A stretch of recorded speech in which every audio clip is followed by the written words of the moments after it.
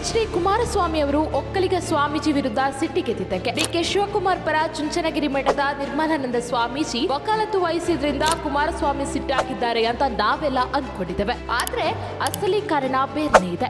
ಅದಕ್ಕೂ ಮೊದಲು ಎಚ್.ಡಿ.ಕೆ ಸಿಟ್ಟಿಗೆ ಡಿ.ಕೆ ಯಾಕೆ ಕಾರಣವಲ್ಲ ಅನ್ನೋದನ್ನ ನೋಡೋಣ. ಡಿ.ಕೆ ಸಿಎಂ ಆದ್ರೆ ತಮ್ಮ ಕುಟುಂಬಕ್ಕೆ ಪರ್ಯಾಯ ಒಕ್ಕಲಿಗ ನಾಯಕರಾಗಿ ಬೆಳೆಯುತ್ತಾರೆ ಎಂಬ ಭೀತಿ ಕುಮಾರಸ್ವಾಮಿ ಅವರಿಗಿದೆ. ಅದಕ್ಕಾಗಿಯೇ ಅವರು ಸ್ವಾಮೀಜಿ ವಿರುದ್ಧ ಗರಂ ಆಗಿದ್ದಾರೆ ಎಂಬುದು ನಮ್ಮ ನಂಬಿಕೆ. ಆದ್ರೆ ಎಚ್.ಡಿ.ಕೆ ಈಗ ಬಿಜೆಪಿ ಜೊತೆ ಮೈತ್ರಿಯಲ್ಲಿದ್ದಾರೆ. ಡಿ.ಕೆ ಸಿಎಂ ಆಗಲಿ ಎಂದು ಬಿಜೆಪಿ ನಾಯಕರು ಅಪಾರ ನಿರೀಕ್ಷೆಯಲ್ಲಿದ್ರು. ಯಾಕಂದ್ರೆ ಆಗ ಕಾಂಗ್ರೆಸ್ನಲ್ಲಿ ಭಿನ್ನಮತ ಭುಗಿಲೇಳಲಿದೆ. ಜೊತೆಗೆ ಇಡಿ, ಐಟಿ, ಸಿಬಿಐ ದುರ್ಬಳಕೆ ಮಾಡಿಕೊಳ್ಳಲು ಅವಕಾಶ ಹೆಚ್ಚಾಗಿ ಸರ್ಕಾರ ರಚನೆಗೆ ತಮಗೆ ಸ್ಪೇಸ್ ಸಿಗಬಹುದು ಎಂಬುದು ಬಿಜೆಪಿಯ ಲೆಕ್ಕಾಚಾರವಾಗಿತ್ತು. ಬಿಜೆಪಿಗೆ ಲಾಭವಾದ್ರೆ ಮೈತ್ರಿ ಪಕ್ಷ ಜೆಡಿಎಸ್ಗೂ ಲಾಭವಾಗಬೇಕಲ್ಲವೇ? ಹಾಗಿರುವಾಗ ಎಚ್.ಡಿ.ಕೆ ಯಾಕೆ ಅದನ್ನ ವಿರೋಧಿಸ್ತಾರೆ?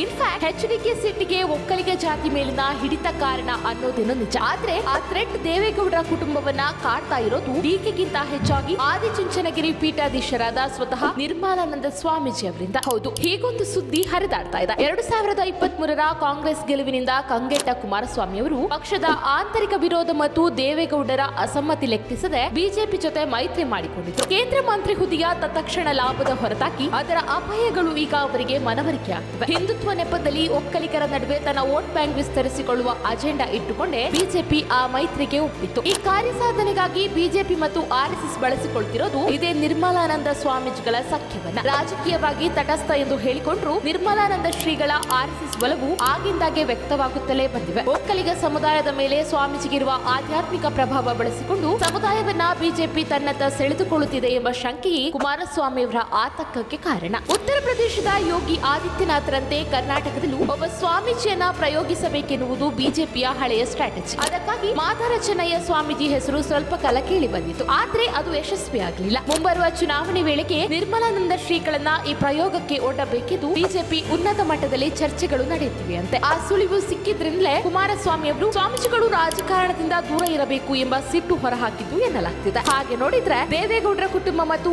ಆದಿಚುಂಚನಗಿರಿ ಮಠದ ನಡುವೆ ವೈಮನಸ್ಸು ಇತ್ತೀಚಿನದಲ್ಲ. ಹಿಂದಿನ ಬಾಲಗಂಗಾಧರನಾಥ ಸ್ವಾಮೀಜಿಗಳಿಗೆ ವಿರುದ್ಧವಾಗಿ ದೇವೇಗೌಡರು ಕೆಂಗೇರಿಯಲ್ಲಿ ಒಂದು ಪರ್ಯಾಯ ಮಠ ಹುಟ್ಟುಹಾಕಿದ್ರು. ಸಿಎಂ ಆಗಿದ್ದ ಅವಧಿಯಲ್ಲಿ ನಿರ್ಮಲಾನಂದ ಸ್ವಾಮೀಜಿ ಅವರ ಫೋನ್ ಕದ್ದಾಲಿಕೆ ಮಾಡಿದ ಆರೋಪ ಕುಮಾರಸ್ವಾಮಿ ಅವರ ಮೇಲಿದೆ. ಹೀಗೆ ತಮ್ಮ ಮಠದ ವಿರುದ್ಧವಿರುವ ದೇವೇಗೌಡರ ಕುಟುಂಬದ ರಾಜಕೀಯ ಹಿಡಿತಕ್ಕೆ ಏಟು ಕೊಡಬೇಕೆಂದು ನಿರ್ಮಲಾನಂದ ಶ್ರೀಗಳು ಒಕ್ಕಲಿಗ ಸಮುದಾಯದಲ್ಲಿ ಜೆಡಿಎಸ್ ಪ್ರಭಾವ ಕುಗ್ಗಿಸಲು ಬಿಜೆಪಿಗೆ ನೆರವು ನೀಡುತ್ತಿದ್ದಾರೆ ಎನ್ನುವ ಗುಮಾನಿ ಎಚ್.ಡಿ.ಕೆ ಅವರನ್ನ ಕಾಡುತ್ತಿದೆಯಂತೆ. ಸ್ವಾಮೀಜಿ ಮೇಲಿನ ಸಿಟ್ಟಿಗೆ ಇದೇ ನಿಜವಾದ ಕಾರಣ ಎನ್ನಲಾಗ್ತಿದೆ.